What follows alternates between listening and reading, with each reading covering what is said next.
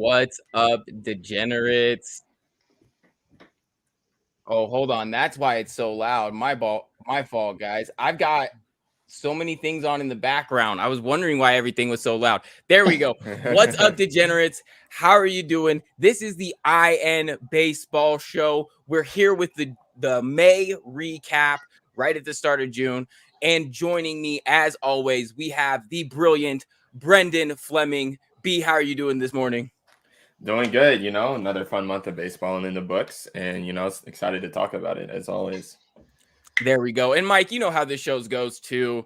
We wouldn't have a show without some technical difficulties. I know you've been around long enough to see all my technical blunders, but how are you doing today? You're looking great. You are glowing. How are you living?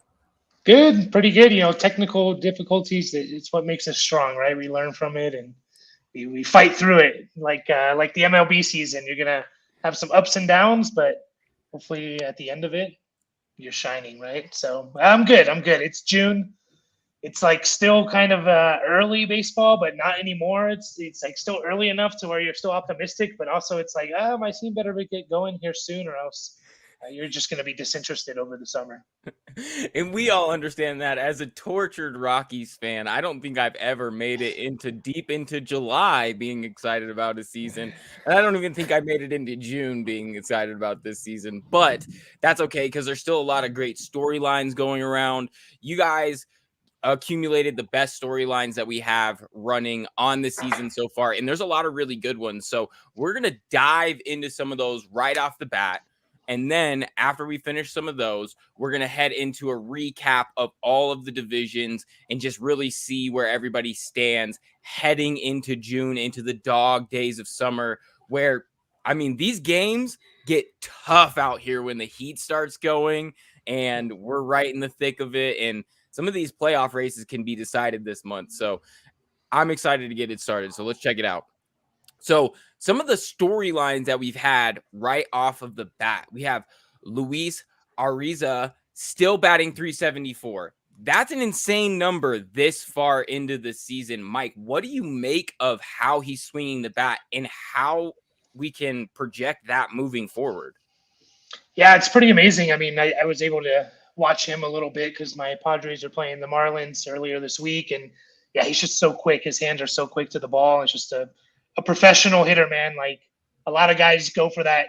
They get two strikes on or they go for these big swings, and he just kind of changes his swing and he has two strikes, can choke up, can just hit it the other way. So it's awesome to see. I mean, the shift going away has probably helped him a little bit, but still 370 is an amazing number.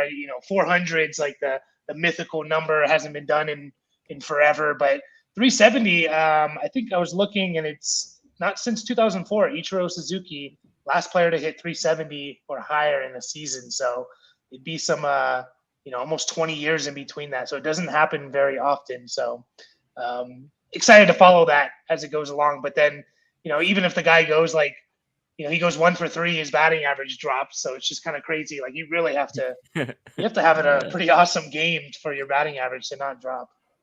Yeah, because that's a big number, and it just shows how hard that it is to really maintain a great batting average throughout the season. You go through slumps, you go through highs, you go through lows. B, what are you making of this performance? It's pretty historic for sure. Yeah, for sure. And one thing I also want to mention outside of the batting average, which is a phenomenal feat on its own. I'm not going to downplay that at all. But he's also getting on base 42% of the time, and he has a 4.56 slugging percentage. And the last time somebody batted 374, got on base 40% of the time, and slugged above 400 with only one home run, which Luis Ariza only has one home run on the year. That stat line hasn't happened in 125 years, which is insane to think about. If he somehow goes this whole season without a home run, which I think he will hit a home run. He hits line drives all the time, and he'll find a way to get another ball out. But on the off chance he doesn't, and he maintains his stat line, he's in some pretty high ground there. It's an amazing stat line. He's amassed 2 WAR with that stat line, which is very good. I wouldn't be surprised if he wills the Marlins to the wild card. but that's time will tell with that one. It's almost hard to sometimes you just think about it and you're like, it's almost hard to hit that without hitting home runs. But sometimes you got to do it the hard way and you got to make it work. So we love to see it for sure. And the Marlins, that's a team that really could use some juice, and they need some personality over there. So it's nice to see some players stepping up and really producing out there. They deserve some stuff because they've put a lot of money, at least, into some things around that team, whatnot. And, it's good to see them finally actually maybe doing something. So it's going to be an interesting move forward. But some other ones that we have on the books here. Pete Alonso leading the MLB with 20 homers. Now that we're talking about home runs, that's a big number through 2 months of the season. B, what are you making of that performance so far? Yeah, it's not surprising, in my opinion. Pete Alonso has always displayed insane power throughout his time in the league. And, it's if I'm looking at who else is in that lead right now, Max Muncy's right behind him at 18, and Aaron Judge off the injured list coming back with 18. I think just looking at that top three, I think Aaron Judge does have the chance to overtake him because he's hitting at a fairly similar rate to his last season when he hit 62 home runs. I don't think he'll get to that number just because of that injured list stint. But I think it'll be a fun home run race to see with Alonso and Judge. I think Muncy is really surprising to me, but it's that's the Dodgers. That they're always going to somebody's going to hit the ball out the ballpark out there in LA. So no, it's a fun top three to look at. Yeah, I don't want to get into conspiracy theories or anything, but I definitely saw Aaron Judge peeking over at the dugout the other day, and and I'm wondering if we need another investigation over there. No, I'm just playing. But seriously, no, shout out the Yankees, and we've talked about this before, and we'll talk about it a little bit later when we get into the divisions here. But man, they're getting healthy at the right time, and the addition back of Judge could not have come sooner. Even missing times, 18 home runs. He's probably going to end up being the home run champ again this season. Mike, what do you make of this list? And the guy's just absolutely smacking the ball. Yeah. The Judge having 18, he's played 10 less games than Pete Alonso. So that's impressive. It would be pretty cool to see like a New York Mets, New York Yankees home run race, Alonso and Judge, and those two guys can definitely mash the ball. Alonso's won the home run derby back-to-back years. So he's always been a big home run guy. We know what Judge can do. I do think, Muncy still at 18 is impressive. I know he had he had an amazing April, slowed down a little bit. A couple other guys down the list. I mean, like Yordan Alvarez in Houston has 15. That guy is awesome. He could easily, have a week where he hits 5 home runs and gets back into this race. So it'd be fun to see, but you gotta love New York Mets, New York Yankees home run race going into late September. That'd be cool to see. No, come on, Mike. We don't care about the East Coast stuff here. I'm all about the Midwest, baby. We're in the mountain region over here. No, I'm just kidding. I don't think. Is it possible to be mathematically eliminated in June yet? Are some of these teams mathematically eliminated yet? Because I think the Rockies might be right there. Athletics are getting close. I think they're like 25 games out of first already.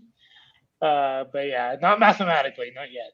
Still have hope. Which the Athletics are also on pace to go 94 games under 500. But we'll get to that when we talk about the American League West. That sounded painful to say right off the bat. All right, but now that we get into it, we talked a little bit about Judge and his prowess hitting the deep ball.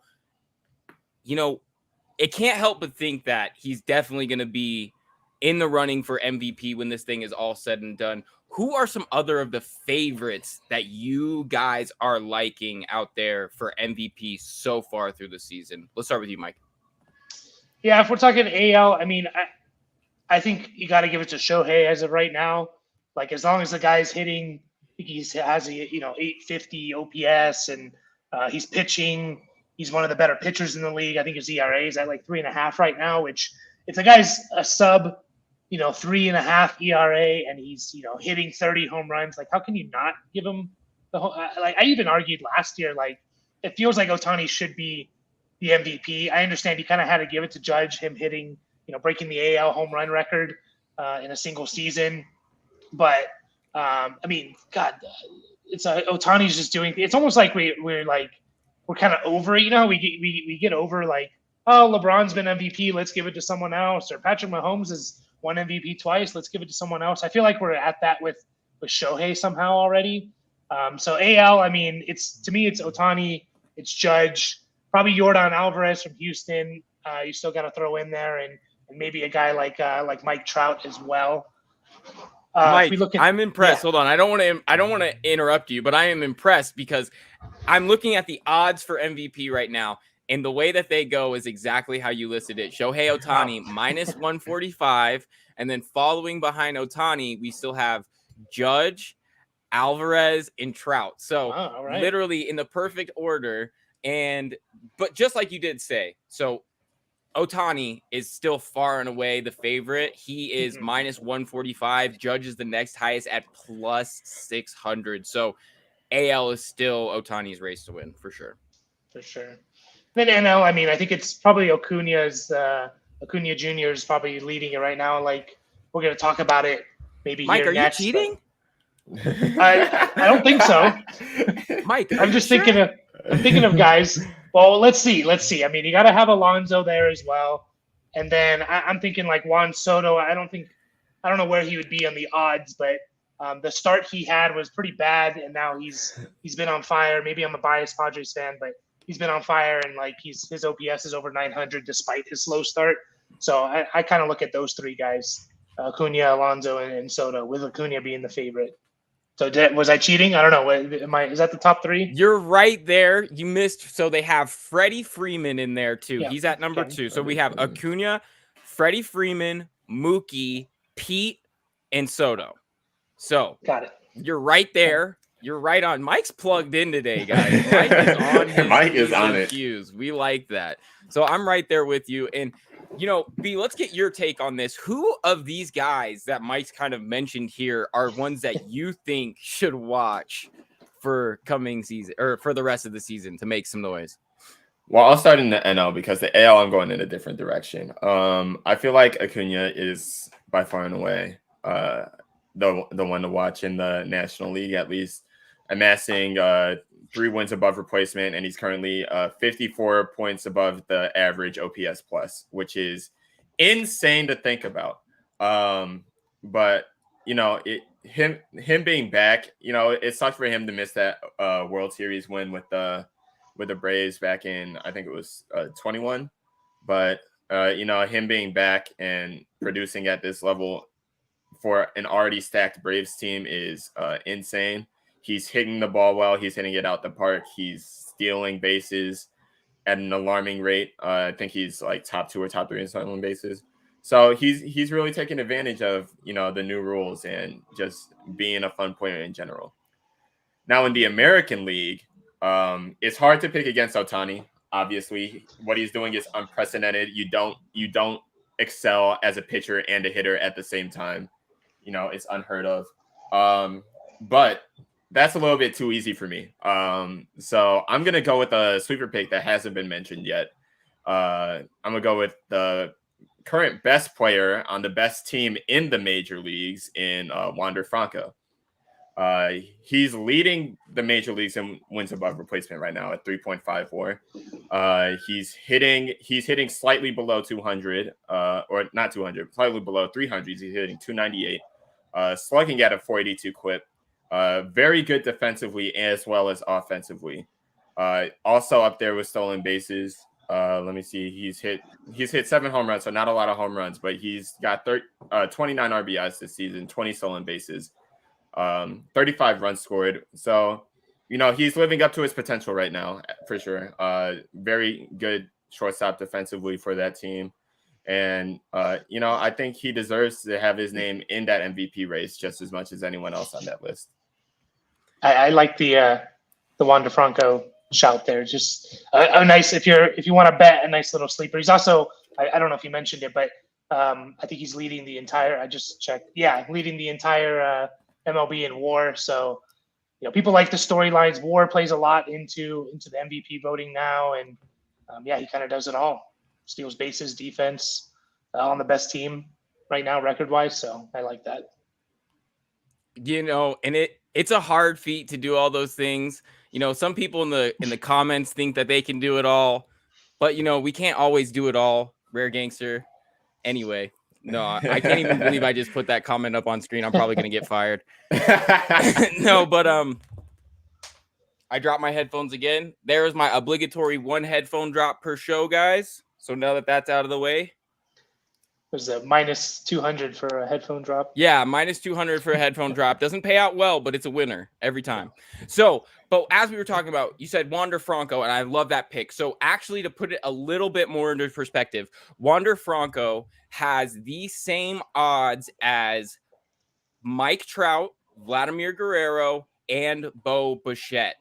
So they are right there, all tied for the 4th best odds in the AL to win the MVP. So that is definitely in good company and right there with you. Plus 3,000. You could make a mint off of that. That's great. And especially for the best team in the AL or the MLB in general, for sure. Yes. So I think we're right there with you. I couldn't agree more.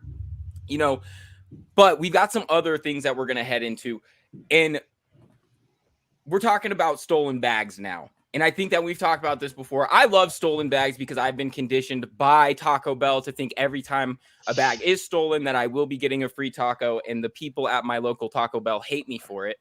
But could you guys see anybody getting 80 plus stolen bases this season? B, let's start with you. I think it'll be tough, at least for this season. We're a little bit over the quarter point of the season. And I think the lead right now is Ruiz in Oakland at 28. Which if he gets on base for Oakland a lot, they will need the stolen bases just because they don't produce much offense down there. So if he's getting on base a lot, you could see him making steals. Acuna's always a threat on the base pass. He's at 23 stolen bases right now. But I think it's going to be a little bit difficult this year just because the stolen base numbers across the league have dropped a little bit from the start of the year. But if anyone's going to do it, it's one of those two, Ruiz or Acuna, in my opinion. Yeah, and I couldn't agree more. You got to have some bursts, some on the bag, and those guys definitely have it. Mike, are you leaning any other direction? Is there anybody else that you think that we should maybe be watching for in that regard?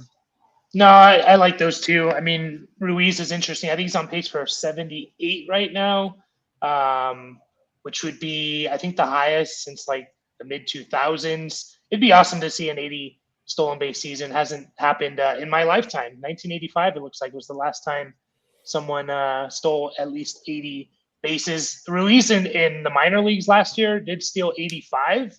So the guy's blazing fast. So it's just, like Brenden said, can he get on base enough? And who cares? Just keep stealing bases in Oakland because no one else cares what's going on there. So you might as well just take it into your own hands. Just like, I'm just going to steal bases and try to pad my stats a little bit. So it's so funny because every time he grabs a bag, I start thinking of that scene in Moneyball where Brad Pitt's like, I don't pay you to steal second. I pay you to get on first. And that's really funny. And maybe that thinking, that kind of like analytical mindset of like what is truly valuable to the game is what's made these stolen base numbers kind of reduce over the years.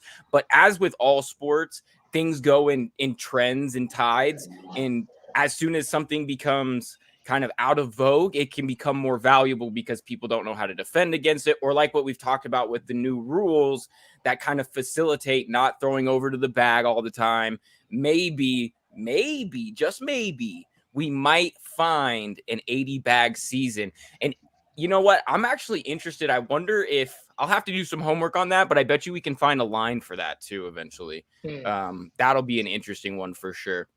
And so on the same topic, guys, we're talking 40 seasons.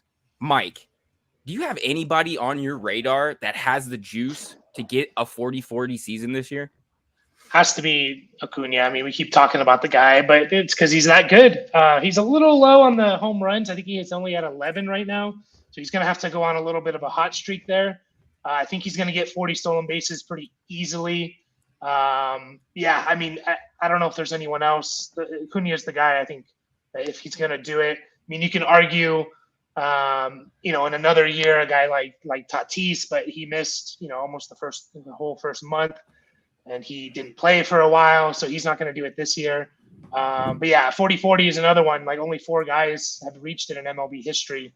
So it'd be another awesome thing to see. But yeah, Brenden, I don't know if there's anyone else besides Acuna that has a chance at it. I'm gonna go with sleeper pick alert. Right. We need an alarm for that. I need a button that sets off an alarm for that. So 40 is a lot less difficult to get than 80. And if you're talking about someone that has all the tools to hit for power and run the bases very well to get stolen bases, I'm throwing Shohei Ohtani in there personally, because I think he only has 7 stolen bases on the season, which is why it's a big sleeper pick. But if he's given the green light to run a little bit more, I feel like he's gonna get 40 home runs this season. He's at 15 right now, so it's definitely feasible, especially as the country warms up, the ball's going to fly a little bit more. But if he utilizes the pitch clock and the disengagement rules a little bit more, and he finds his flow running the base paths, that's a sleeper pick right there. We can't do it, B. We can't do that. He can't have it all. He can't do everything.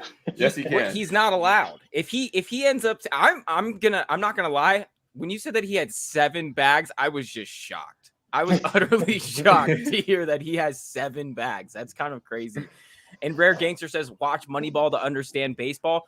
Rare, you literally know 3. You have 3 baseball writers right here. What are we talking about? You come right here if you need to understand baseball. You know where it's at. But anyway, so that does it for our storylines for the day, guys. We have some breakdowns of the divisions so far, and we're going to start with the division near and dear to mine and Mike's hearts, the NL West, where the Padres have been disappointing. The Rockies, I would say, have been disappointing, but we all expected it anyway. They've been abysmal. The Diamondbacks, the Dodgers, they're both tied for first. Mike, what are you seeing happening in the West? It's okay. Let it out. This is a safe space. This is a safe space. Yeah. Well, Dodgers are just being the Dodgers. Kind of expected it. Maybe we thought they could have a slower start but then get hot. But, they're the Dodgers. It's their division until someone takes it. Diamondbacks, I'm still impressed. I expected them to be better. They were hot at the end of last year, have a lot of young studs. Didn't expect them to be tied for first, this late in the season with the Dodgers. It'd be fun to watch that as that goes on. I mean, they have some good starting pitching, couple guys. Their bullpen's been really good. They have some guys that can hit the ball. Corbin Carroll's awesome. Padres, man, 5 games under 500. If you would have told me this in the beginning of the season, hey, Padres are going to be 5 games under 500 June 3rd. First of all, I wouldn't have believed it. But if I had to choose it, I would have said, well, the pitching has failed them. That's why. And that's not been the case. I think they had the best team ERA in the entire month of May. Michael Wacha was the NL pitcher of the month in May. Their bullpen had I think over 30 plus innings straight without allowing a run. They just can't. They're hitting at a historically, with runners in scoring position, at a historically alarming rate. I think at one point they were 1 for 35 with runners in scoring position. And that's just how is that even possible with Tatis and Bogarts and Soto? Manny's missed the last couple of weeks, but he's back. It's how is that even possible? So yeah, I'm kind of lost for words. I kind of it's tough for me to even watch them at this point right now. They lost again last night, 2-1. Just can't hit the ball, especially at home. I think they have the worst NL home record. They were 3-11 in 1-run games. It just keeps going on. And I just hope by the end of this month they can get to 500 or slightly above. And we've talked about it in previous episodes. If you're floating around 500, you can have 2 good weeks and you're right there. You're back in it. You're back in the playoffs. Padres in 1 week, they could go 5-1, 6-1, and then I'm going to be happy again. So that's baseball, but it's been tough. It's been tough to watch, but you got to give the Dodgers and especially the Diamondbacks their props. 36-23. They're playing well. It'd be so nice to have a week like that. I don't know that I've ever had a week like that. Maybe since 2007 when the Rockies won like 20 in a row and 20 of 21 or something like that. The Rocktober. Yeah. I don't know that that's ever going to happen again. I think Rocktober is a thing of the past. But anyway, I like where your thinking's at. The Padres do have a great roster. You'd think that, and like you just said, you'd think that it'd be the pitching that's failing them. So maybe in a glass half full type mentality, the bats got to come alive at some point. They have too much money on the payroll there that the bats aren't waking up. And I think eventually, something's going to click and they got to come alive. So you're in a good spot, unlike other teams in the division here. So B, what do you take when you see the NL West and just in the grand scheme of even the NL as a whole? Is this going to be a division that's really competing come late season, September, October, things like that? The Dodgers are always going to compete no matter what. They're just built. That's a World Series built team. I think their greatest crutch is Dave Roberts personally. He's definitely overmanaged that team at points in the past. But they're still the Dodgers. They'll still dominate the regular season. I'd like to throw my flowers at the Arizona Diamondbacks. I did not expect them to overtake the Padres at this stage, which I'll touch on the Padres in a little bit. But Corbin Carroll still has his obvious Rookie of the Year candidate, amassing 2.1 reward for that team. This team is second in total batting average, third in slugging. And they're pitching. They're still figuring out the pitching a little bit. It seems like, outside of Zach Gallen and probably Merrill Kelly, they have some things to figure out with that. But it's a great start. It's a great June for them. I still think it's the Dodgers' division to lose, but who knows? Maybe this Diamondbacks team can find some magic in Chase Field. Now, touching on the Padres a little bit, they're on this weird cycle where they had a very good 2020 season that they unfortunately fell short in. What was it, that division series? Yeah, the Dodgers. Yeah, they fell short to the Dodgers in the division series. Then the next year, they slumped, didn't make the playoffs. The next year, NLCS, unfortunately, did not make the World Series. And this year, they're having a slumping season. I would hate to say that it's gonna be like the same thing as 2021 for them, but it's looking eerily similar. It's also, in my opinion, looking eerily similar to a 2022 White Sox situation where they have everything on paper to succeed in that division. And, they're just not putting up the performance to do it. So, that's going to be something to watch for them. Maybe the bats do wake up and support the pitching, but, it's got to be one of those things where they figure it all out together. But it's really those three teams. I think the Giants will hover around 500 this year, and then can we get some candles in the air for the Colorado Rockies? I don't know. No. Don't mourn them. They died long ago, Glenn. They died long ago. No need to mourn them. We need to free the Colorado Rockies. If you're right, we do. From the Monforts, we need to free them. But also, you know what? It's okay. We can write out the Giants because it's not an even year. It's not an even numbered year. It's 23 and not 24. So, as that goes for them, they don't do anything on odd numbered years. So we can bank on that. And let's see here. I have learned a lot about Acuna today, except for if he's single and has low standards. Well, I'll let you know, Rare. Once we see him and get him on the show, we'll put in a good word for you. And hopefully that works out for you in the end. And that actually does it for the NL West. We're going to move on to another division and not beat a dead horse named the Colorado Rockies. You know what? And it's never stopped me. I'm still wearing Rockies gear. So maybe I'm the sucker. Maybe I'm the schmuck here. But anyway, so on to the NL Central. We have the Brewers in first place. They're the lowest winning percentage of any division leader. The Pirates, they're still hanging in there. I love the swaggy Pirates. I can't get enough of them. I like that they're just gritty, man. I really love to see them play. And then all teams are in it except for the St. Louis Cardinals, which is music to my ears. Eat your heart out, Nolan Arenado. No, I'm just kidding. We still love Nolan here. But anyway, so remember, they traded him. Rockies traded him. You don't have to continue to set the record straight every him. You time. thought we were escaping the Rockies slander. We're right back on it. The Rockies wanted him gone. They did not. They wanted to pay Chris Bryant. You know, I'm going to remind you both that this is my show, okay? And I make the rules here, all right? All right? So, B, what do you take of what's happening over in the Central? The Cardinals being bad, all jokes aside, the Cardinals being bad is different for baseball because they're perennially just so good, so talented, and they really love baseball there.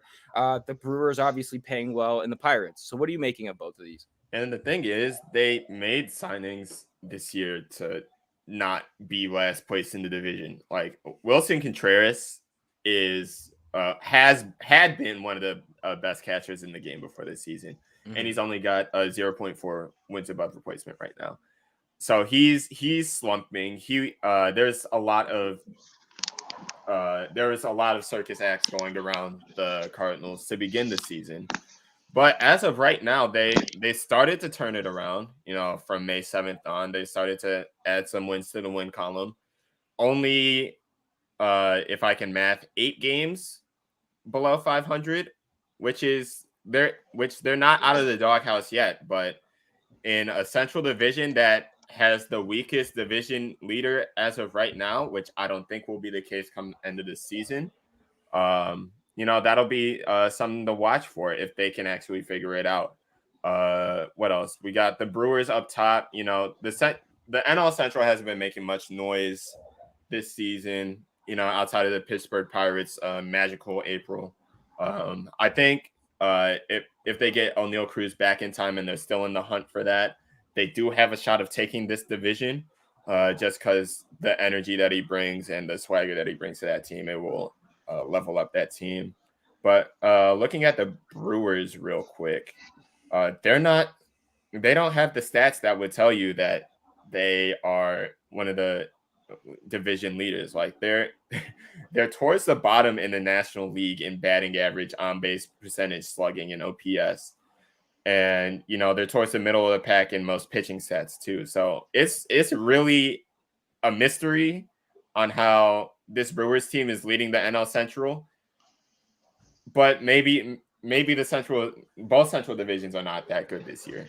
So it's if you like chaos ball, then, you know, watch the Central division, because it's a lot of low quality baseball, but low quality baseball sometimes is fun. Yeah.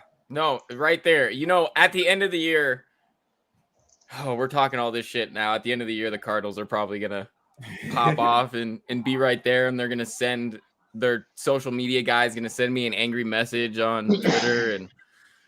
And then we'll really made it, boys. Then we've made it. Mike, what are you seeing with the Central? Yeah, I think, like we just talked about, the Cardinals, 8 games under 500, only 5.5 games out of first place. So they're kind of they're right there. And like you just said, I fully believe the Cardinals are going to win that division. I just think they are. I think they're going to use some of their magic. Mike just likes chaos. Mike wants me to eat crow at every turn. I do want chaos, but it's also just like, again, the Cardinals are kind of one of the gold standard teams of baseball the last however long, you know, and they're just always there, and they always seem to, even when they have slow starts, they come back. And I don't know, the whole Central, like we said, both Centrals kind of weak divisions. You know, the team I'm rooting for though is the Pirates, because they've had some rough go for quite a long time. Brought back Andrew McCutchen. You got some young stars there. They paid Ryan Reynolds. So I hope they kind of go on a hot streak and take this division. But even the wild card is open. We were talking about it. I mean, going back to like the Padres, 5 games under 500, but because of the extended wild card, you're only 3.5 games out of the wild card.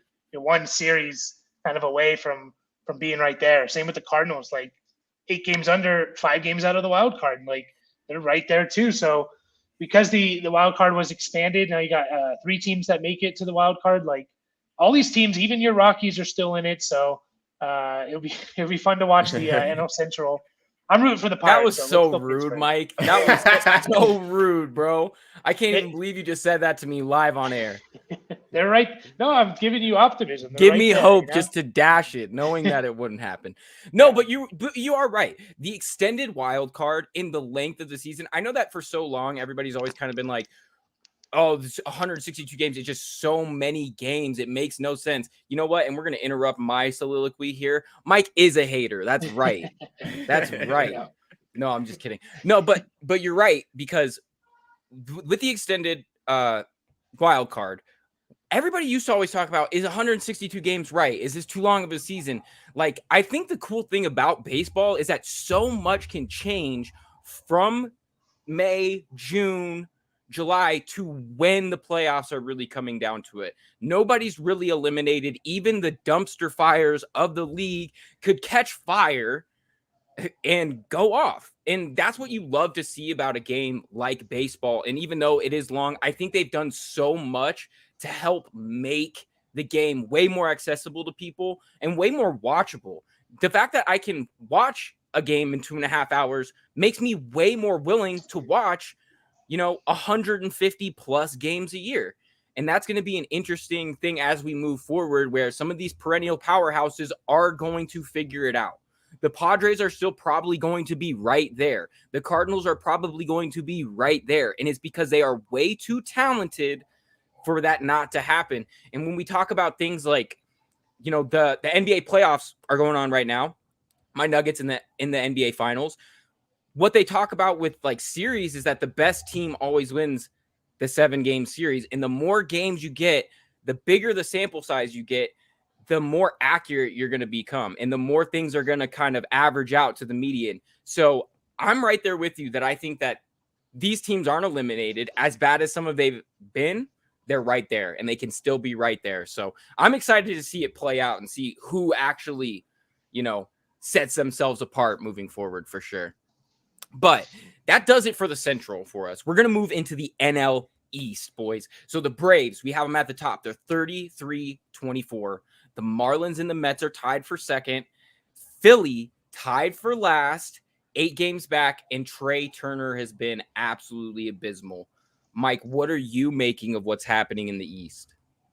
Yeah, it's I still think it's the Braves division. I think they're one of the class teams of all of baseball. They just have, we talked about again Acuna, but their lineup's stacked. Their pitching is great.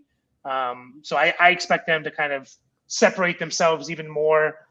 Interesting, the Marlins, it feels like they're always kind of there. They're one of those teams that kind of, because of their pitching's always been so good, and that's kind of the case again this year.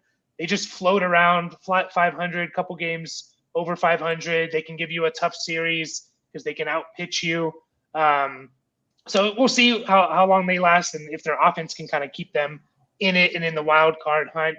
The Mets, I know they had a pretty tough start to the season, or early May, late April, tough run there, but they've kind of turned it around.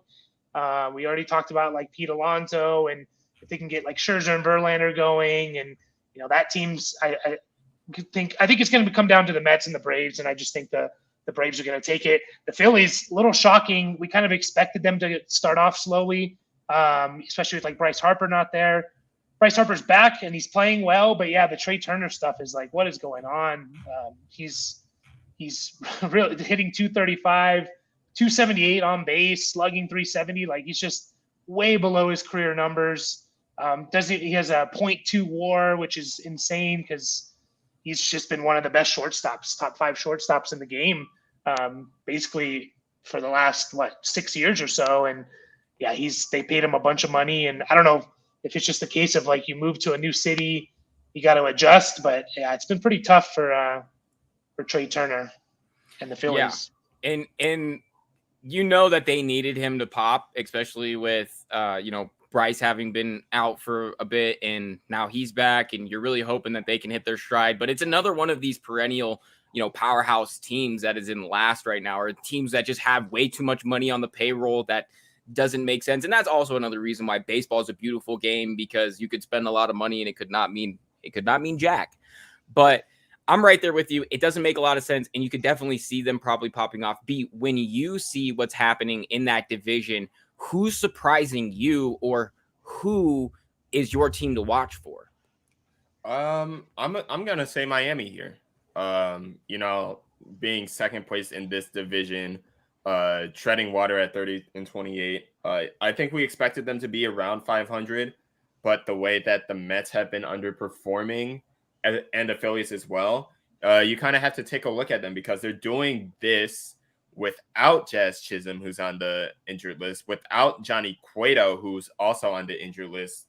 And so when they come back, this could be an interesting team to look at, because Jazz Chisholm it was the heartbeat of this team before he got hurt, and now it'll be Luis Arias when he comes back. But that's gonna be an interesting 1-2 punch to watch. Having them hit close to each other in the order, and the pitching staff will be bolstered by Johnny Cueto, who he had a very good season last year with the White Sox. If he's able to replicate that a little bit for the Marlins when he's able to come back off the IL, this could be an interesting team. I still think it's the Mets' second place spot to lose as of right now, just because how that roster is constructed. They're paying too much above the luxury tax to sit at 500 right now. So that's something they also have to figure out. But, I've seen teams not figure it out before, and they've run out of time very swiftly. So, each game is important these days, especially when it's this close in the standings. So, keep an eye on Miami. As soon as those players get back, it could be an interesting team. Yeah, just a quick note on Miami. We always talk about like offensively they struggle and they have the pitching. They do have some players. I mean, we didn't mention Jorge Soler when we talked about home run leaders. He has 17 home runs. He's right there with those guys. Jazz Chisholm coming back. Brian De La Cruz has played well. Obviously, Arise. So they have some guys that can hit. And Sandy, Alcantara, he won Cy Young last year. Hasn't kind of got off to a slow start. Hasn't had a great season, but I fully expect him to kind of return to form. So, yeah, Marlins, they're interesting. Definitely an interesting team, and they can be a scary kind of playoff team, because if you can pitch, you can go far in the playoffs. Yeah, right there with you. And I think that that's kind of a cool aspect of what's happening in the NL. Nobody's really taken off with it. It's going to be a close run right down to the end. The dog days of June are definitely about to hit, and to see who is really about it and who isn't. Who's the contenders and who's the pretenders are going to be made very clear very soon. And so that does it for the NL, boys. We're moving into the AL, and we're starting out with the AL West. The Rangers still hot. They're in first place. We have the Astros only 2.5 games back. Is it time to worry about the Mariners? The A's, wow. What are we making of the AL West, B? What are you seeing when you see this division? I'm seeing a surprisingly competitive division for the top 4 spots. Texas, it's going to be hard to beat them. They have by far and away the best offense in the major leagues. You have Jonah Heim, who's one of the best hitting catchers in the league right now. Marcus Semien putting up 3 WAR at the second base spot. This was an experiment that, if 1 or 2 things went wrong, it was everything was going to fall off the rails. And, nothing's gone wrong so far. Everybody's doing it as they should. The pitching is there. They've got some pretty solid pitching. They're passing by with Jacob deGrom on the IL, which is kind of insane. But you know, Nate Eovaldi, John Gray have been great. Dane Dunning has been a surprise. He's having a breakout season for them right now.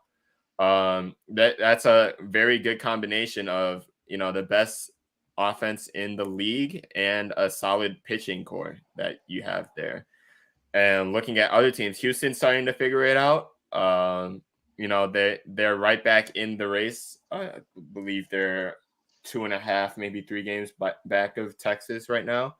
The Angels at 500, which, you know, is probably what was expected of them. But, you know, to see them actually compete with Ohtani and Trout, you know, be in the conversation for that second place spot in the West Division, you know, it's a very refreshing sight. That part of that is due to Houston's slow start in April and, you know, the first half of May. But, you know, it'll be fun to see how that ends up. I am almost ready to hit the panic button on Seattle, but I think they're starting to figure it out. Let's see. They have a few wins. They had a solid end to their May season, or to their May month. You know, it's one of those things where they have to figure out what they have to find what made them special last season. You know, that was a special team for the city of Seattle, making the playoffs for the first time in God knows how long. But you know, it's tough. It was a tough start for Seattle to see. They'll have to have a pretty good June to keep themselves in the conversation. But I'm not quite ready to hit the panic button on them. Oakland, oh brother, let's talk about the Oakland A's. What isn't going wrong for the Oakland A's right now? Which, before I get into what's going wrong, we have to give them a round of applause. They just took 2 or 3 from the Atlanta Braves. Okay. Which, who knew they could do this? Who knew they had this in them? But you know, outside of that, they're, like I said earlier, they're on pace to be 94 games under 500, which is, I don't know if there's been a worse start to the season in the modern era. No, I don't know either, and I think it would take a lot of research to actually figure that out. Where's the Elias sports Bureau? Yeah, where's Elias at? Wait, I need some of those Elias stats right about now. Yeah, they're just putrid in every single category you could think of on both sides of the ball. And, you know, especially their pitching core, they're dead last in just about every stat you could think of. Their ERA is sitting at 6.60, giving up 6 runs every 9 innings, which is insane to think about. I'm gonna pull up the league average real quick just to compare. But you know, it's disappointing. It's just a disappointing thing to see. The league average in ERA right now is 4.27, so they're giving up 2 runs more than the league average. It's sad times to be an Oakland A's fan. I commiserate with every single one of them. They don't deserve what's going on right now, especially with the news of the move. I don't know how they recover at all within the next 5 years before they move. Especially with the draft lottery now, they're not confirmed the number 1 pick. So, you know, it's gonna be tough scenes if they don't get that number 1 pick, and it already is in general. So, you know, it's a solid 4 teams in the NL West, and then you got F's in chat for Oakland. F's in chat for Oakland. And you know, the funny thing is that they're probably going to get the first pick anyway out of the lottery, and then they're going to have them a couple years and trade them away, because that's what they do. That's what they do. They trade away their assets. They don't want to be a winning team, and they're okay making money and being a historically bad team. And you know what? Frankly, the people of Oakland deserve a better sports, you know, representation than what they've gotten from the major leagues recently. And I hope that they're also places that, when some of these leagues understandably expand in the next 10 years to 40 plus teams, because you know that's what's going to happen, because that's how sports goes. And They're going to continue to make money and win. And, hopefully they get what they deserve. And that's some good teams over there. But before we break into Mike, what Mike thinks of the West, boys, I want to ask you guys this question. The Angels, they're just above 500. It's not looking necessarily great for them. They've talked about, or at least the rumors have been, where does Ohtani go? Where does Ohtani get dealt to? Do you guys see this team being in position to hold on to Ohtani later on? Or do you think Ohtani is destined to be playing ball somewhere else? Mike, what do you think? Yeah, man, they're in such a tough situation with that because I don't think Otani's going to re-sign with them. But if they continue to hover around 500, what are they, 4 games out of the last wild card spot?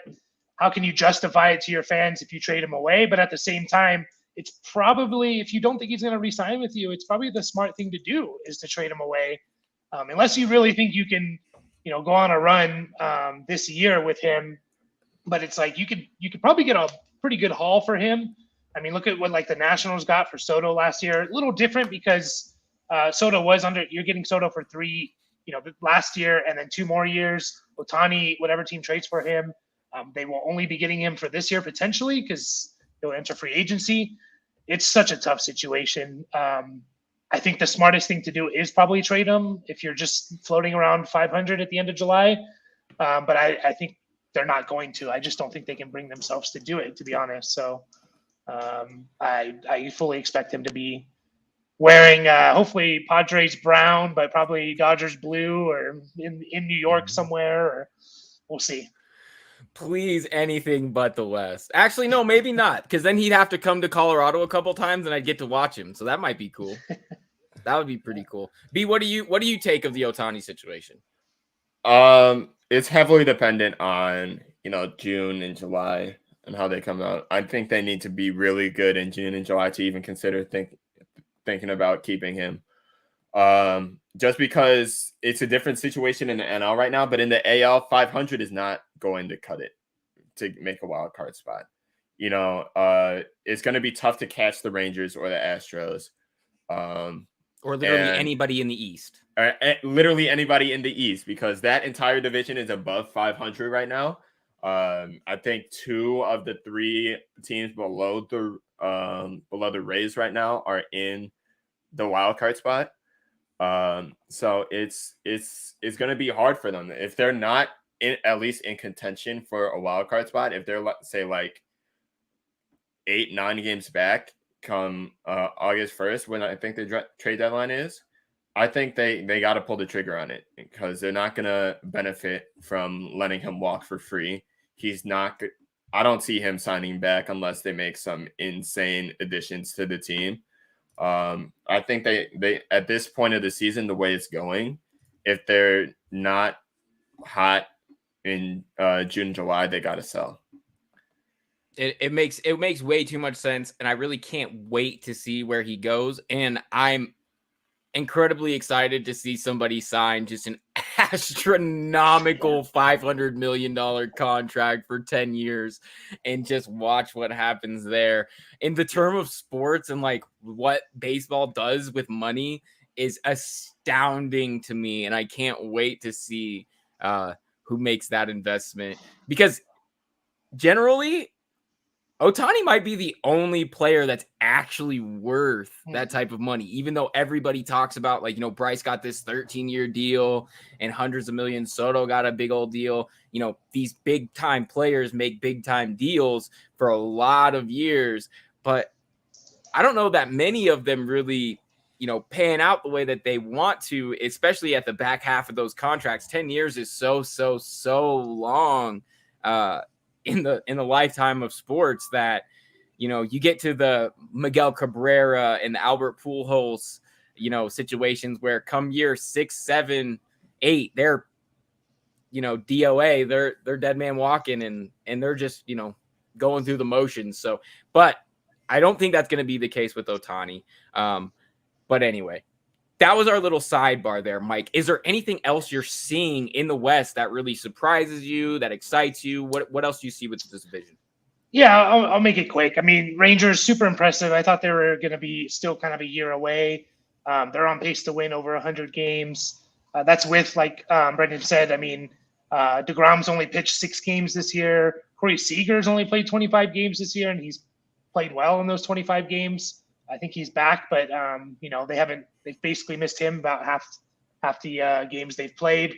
Astros are, I've always said it, they're still the team to beat, in my opinion. I still expect them to kind of overtake the Rangers.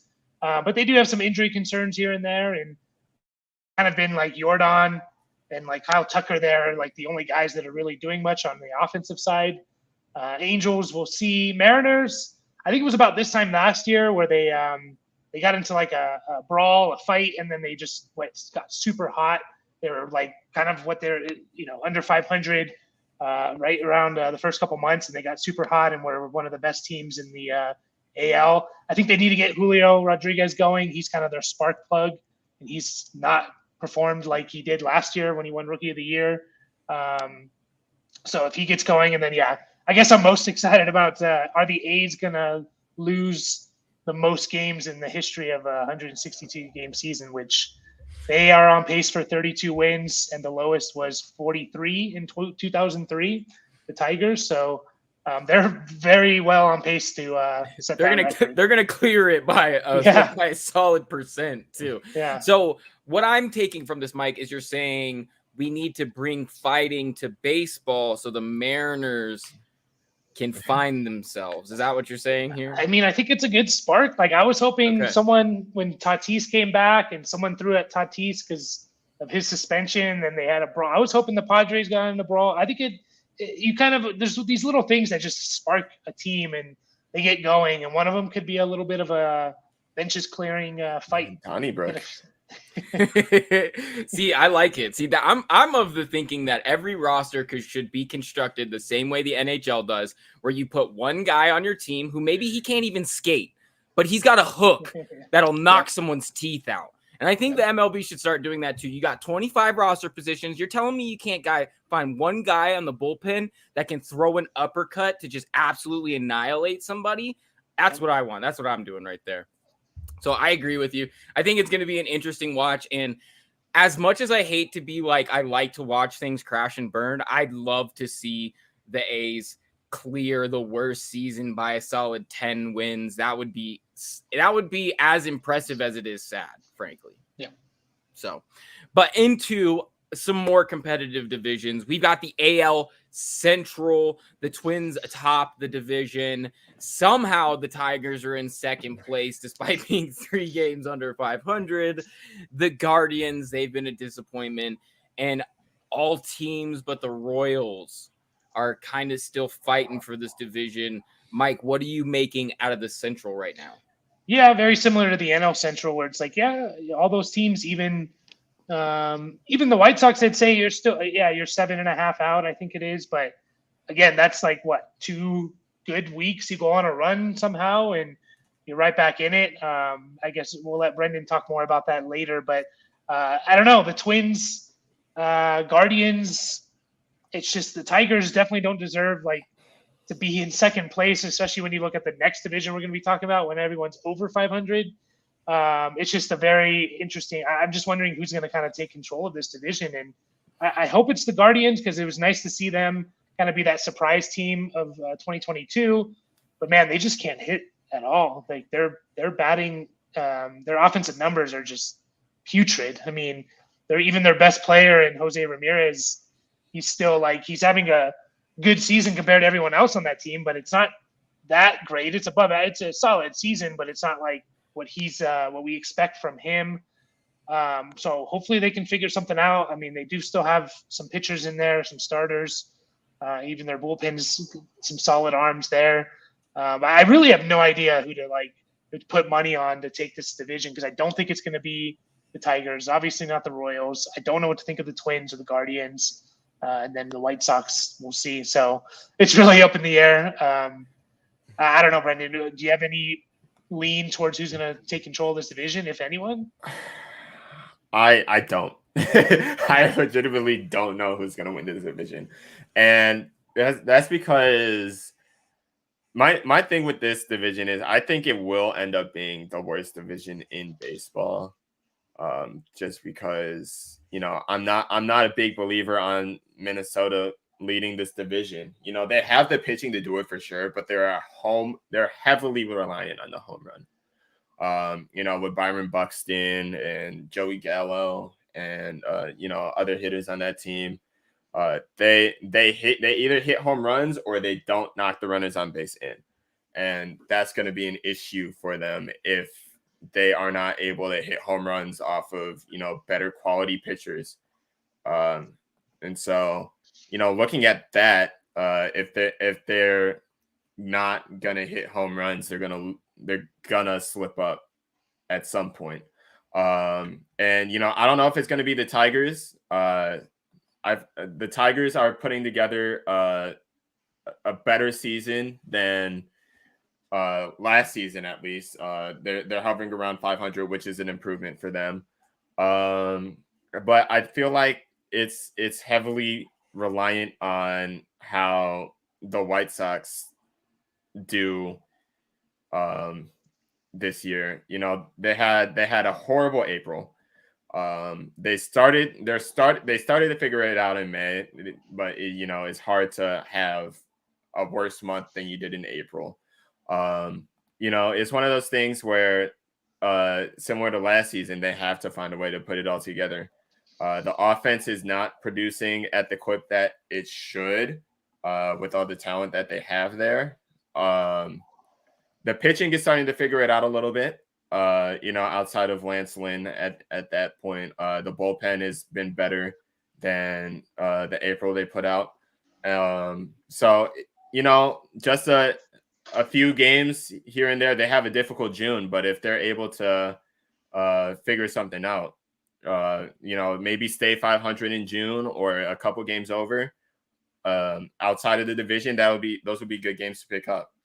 Looking at Cleveland, the Guardians are having the season in this season that I expected them to have last season. And, last season they pounced on a weak division and the White Sox having an identity crisis to win the division with, I think, 91 games. And, eventually beating the Rays in the wild card series and then losing to the Yankees in 5. They had a pretty impressive playoff stint last season, but the offense is looking like it should have last year with a bunch of young rookies, trying to figure it out. I feel like teams have started to figure out that this Cleveland team doesn't hit for power, and if you give them difficult pitches to hit, they won't hit them. So is kind of having that focus against that team, and the pitching not being as good as it has been in previous seasons.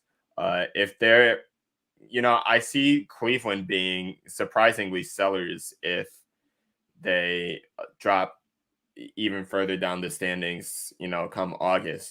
Shane Bieber is going to be a name that'll be hot on the trade wire if the Guardians can't figure it out. So, it's one of those things where the winner of this division has the honor of losing to whoever is second or third in the AL East come season's end. So it's one of those things where it's going to be a fun division to watch just because it looks like right now nobody wants it. So it's who gets the division on the silver platter and who gets the honor of losing to like the Yankees in the wild card series. Exactly. And just to put this into perspective, there is 1, 2, 3, 4, 5 teams under 500 in the AL, and 4 of them are in the Central. So wow. That just puts that into perspective. And sure. I think still every team in the AL East is above every team in the AL Central at this point in the season. The Twins are the only one. They had they're tied with the Blue Jays at 31-27, and the Red Sox at 29-27. Yes, but that still says a lot. After that, there was a long stretch of time in this season where the entire AL East was above the entire AL Central. Yeah, the last place in the AL East, the Red Sox, 29 and 27, would be second in the Central, just a couple of games back. And then they would be third in the West.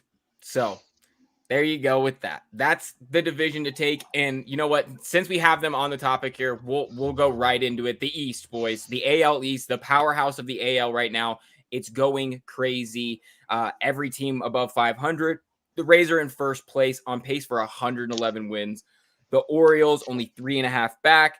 The Yankees getting healthy. Now they're popping off. And the Red Sox, despite being 2 games over 500, are in last place. B, what are we making of this division and the absolute power that they're exuding?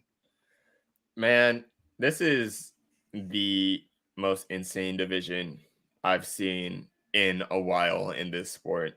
Just looking at the Rays still have yet to get to 20 losses. They got 2 losses to get to 20, which is insane at this point in the season. Which they are sliding a little bit right now, so that may come soon. Who are they playing this weekend? The Rays, 6-4 in the last 10, 690 win percentage so far. Yeah, they're in Boston this weekend. Which we may see the Red Sox drop under 500, maybe not. We'll see how that goes. But I think the race for second place in this division will be very hot, because you have a little bit of an inexperienced Orioles team. They're playing very well so far to start the season. Took advantage of a slow start for the Yankees due to some injuries. But, the Yankees are starting to figure it out after they got some people back. And looking back at their numbers, their offensive stats they're producing very similarly offensively to how they were last season when I believe they won the division. And they are third right now at 34 and 25, which that record is good enough to lead the Central. It is second place in the West right now. It's best in the National League Central, and it's also best in the National League East Division, which is kind of insane to think about. That's a third place team we're talking about. So the Blue Jays starting to figure it out as well. Had a good series in Minnesota, and Boston's hanging around at 500. I don't see them doing a lot of damage this year, but they're having a promising season in terms of, looking ahead to the future. They're going to be able to build and actually, instead of, waiting a couple years, they could make a couple signings this upcoming offseason and be ready to compete just like that. So I don't think they'll be sellers at all. I think they'll, stand pat just to have a little bit of hope for next season. But yeah, this division, man, it's gonna be insane to see. They have the potential to, cover all the wild card spots with just East teams, depending on how Houston does for the rest of the season. So it'll be fun to watch, and fun to keep tabs on. That's definitely the division to watch in the league right now. Yeah, that has to be a huge motivational factor for sure. The fact that any of these teams can still be dancing at the end of the year, at the end of the regular season, because of, they're just far and away better than every other team in the A, or every other division in the AL. Mike, what are you seeing when you see this absolute powerhouse of a division? Gotta unmute myself there. It's fun to watch. It really is. I mean, like Brenden said, the Rays having only 18 losses when I think it was 9 teams have 30 losses already, and 2 of those have 40 losses, and the Rays aren't even at 20, which is insane. And then it's crazy to see Baltimore being only 3.5 back, despite the Rays having 40 wins already.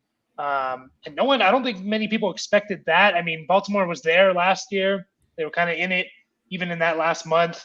No one, they eventually missed the playoffs, which they expected, but I don't think anyone expected them to be 36 and 21 to start the year in second place in that division. Yankees are the Yankees. Like you said, they're getting guys healthy.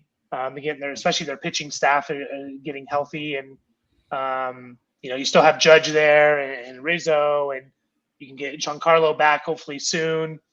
I mean, Toronto was like made a lot of people was like favorites to take this division, maybe, or they were a team that everyone loved, and they're in fourth place, which is crazy. Boston's one of the best offensive teams in the league. I don't know. It's kind of you kind of wish like depending on how this season plays out, but if like the central divisions kind of stay the same, you almost wish you could just like substitute one of these teams in to replace one of those central teams, because it's just like, yeah, I know that's not how it works, and there's all that big conversation about divisions in all sports and things like that. So yeah, super fun to watch. No, it's okay, Mike. Say it with your chest. I'm happy to defend it on Twitter. I don't care about anybody that's going to come for our next. I'm right there with you. I want to see the best teams play. I don't care what division you play for in any sport. I'm tired of seeing it. Yeah, you can keep divisions around for the rivalries and stuff, but yeah, it's kind of crazy. Like, let's just get the best 6 teams and put them in there. That's kind of how it should be. So, you know what? You're right. Let's take the best 6 teams. Right now, maybe 5 of those are from the AL East. Who knows? But yeah, I like being that.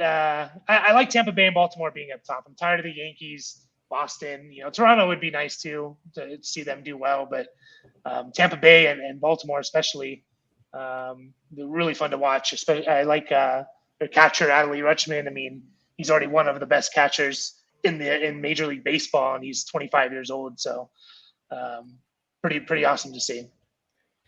Yeah, and and the funny thing is, so I know that there's this old saying with baseball, obviously, is that you're going to win 60 games, you're going to lose 60 games. It's what you do with the other 40 some odd games. I think that the A's said, hold my beer, we can lose way more games than that. And the Rays, they did some like Freaky Friday stuff, some like Mike stuff, and they're going the same way in the opposite direction. So on our last note for the day, boys, before we drag on too long here, the record for most wins in an MLB season, the 1906 Cubs with 116 wins, 36 losses. Boo. Do we think that the Rays can get anywhere near this number? I mean, they're playing really well, but 36 losses is kind of nuts. I can't see it. I mean, just because of the division they play in, those teams are gonna have to like beat each other up a little bit. Both Tampa Bay and Baltimore are on pace for 100 plus wins. Tampa Bay 111, but you got to imagine like you're gonna get some losses there from having to play Boston, Toronto, Yankees, and Baltimore and Tampa Bay. You have the division playing each other. They're definitely going to bring them down a bit. It's not like the Dodgers last year that would they have 114, 15 wins, but no one else in the division I think had even 90 wins. So I think the Padres were second with like 88 or something like that. So this is different. It's too good of a league, I think. But it does help that the schedule has changed, and now you play every team in the league. So you play your division mates less. Used to play them like 19 times, and I think it's like 13 now, something like that. So we'll see, but I don't see them. I see them finishing around like 105, 107 wins. That's still super impressive. Though, yeah, that's insane. Yeah. B, what do you make of it? And actually, I also see here, it looks like the Mariners in 01 hit 116 too, which is obviously surprising too. But what do you make of that, B? I feel like I need to see them go on another run similar to the start of the season when they won like 13 in a row. Mm-hmm. Just because that's at least going into the All-Star break. Just because they're already at 18. I think that's a little bit over half of what they need to reach that number, if my math is right. But no, whatever they do, even if they maintain their current pace, it's already a special season for them, which they'll hope to, add a World Series title to. But it's one of those things where, anything could happen. This is baseball. Anything could happen at the end of the day. So, just looking at it, I would need to see like another 13, 15 game winning streak out of them before the All-Star break, before I even like sweat about that 116 number. But it's anything can happen. They've done it before. They can do it again. And another thing that needs to be said is that it's 2023. They're playing against actual athletes now. In 1906, the Cubs were playing against like mechanics and refrigerator repairmen and shit like that. So, I mean, anything that they can do to get anywhere near is going to be incredibly impressive. And boys, that does it for us today. That is the MLB recap for May. We will be back next month to do June, just like we did. Can't wait to see you guys again. And first off, I got to wrap us up. So everybody, you can catch all of B and Mike's work over at importantnonsense.com. That's how you get all of our stuff. Also, follow our Twitch, our YouTube, our Facebook. That's how you get all of our nice podcasts, all of our interviews and things like that. You can definitely also go get your merch at, let me see. I think I have a code here. Shop. Oh, wait, no, it's actually just at importantnonsense.com right now. You can use promo code BASE. You can get all of your Important Nonsense gear there. We also have a ton of stuff in the pipeline. We're getting close to it. I know that Mike is going to have some player profiles probably coming out as training camps get started in the NFL down the road. Me and my team are going to have a ton of betting tidbits that are going to come out for you. So you guys definitely want to go check it out.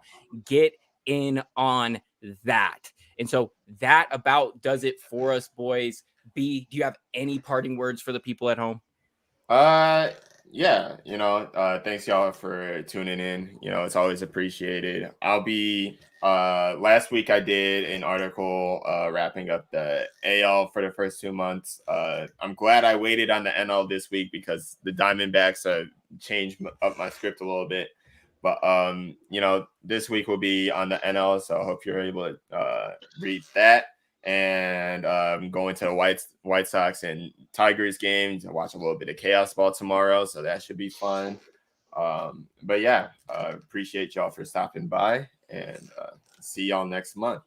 You know what? And also, I'm really excited because now that I remember that all the teams play all the teams, B's going to be getting some DMs when the Rockies play. That's for sure. But Mike, do you have any parting words for the people at home? No, just perfect time to start getting into baseball. We got the NBA season coming to an end, and it's the NBA Finals, and then we're in that dead zone of where it's just kind of baseball and that's it. And so hop in the Discord and talk baseball with us. Talk whatever, fantasy football, Stanley Cup baseball. Finals start today too. Yep, hockey, basketball, talk it all. So get it in that Discord, which is right under my name here. Yep, so. right there, right over there. Listen to Mike. Everybody get in importantnonsense.com. We'd love to see you guys there. You can get onto our Discord, yell at us there. And, that does it for us, guys. Thank you guys so much. And until next time, keep up the nonsense.